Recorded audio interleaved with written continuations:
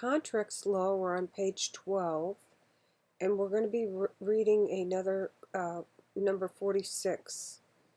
So on March 1st, seller and buyer entered into a written contract under which seller agreed to sell his home to buyer and buyer agreed to purchase the home for a sum of $60,000. The contract specified July 1st as the closing date on which seller was to deliver the deed and buyer was to pay the price. Assume that on April 1st, seller conveyed his home to a third party. Buyer learned of the sale the following day and wants to cancel his contract with seller and buy another home. May he do so without any risk that he will be obliged to perform his contract obligation to seller?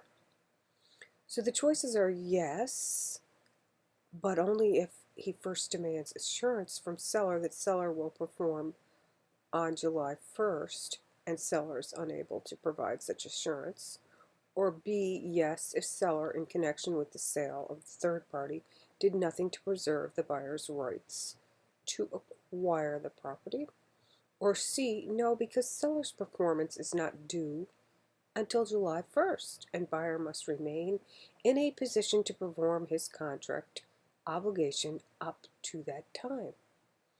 D, no, because there's a possibility that seller could buy back the property and tender a deed to the buyer on July 1st.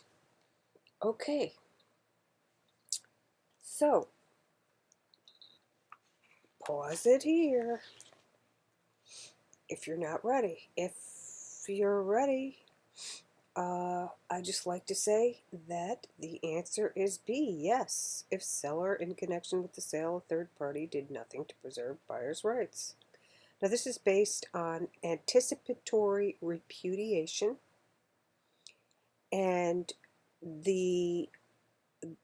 even though it's asking about this obligation and everything, this is a material change in circumstance by the seller that can be construed as anticipatory repudiation. Thus, it lets this breach lets him out. And actually, buyer can sue seller for selling the home, and that doesn't bar him from doing that. But I believe that you. All right. Well, let's just go to the next one.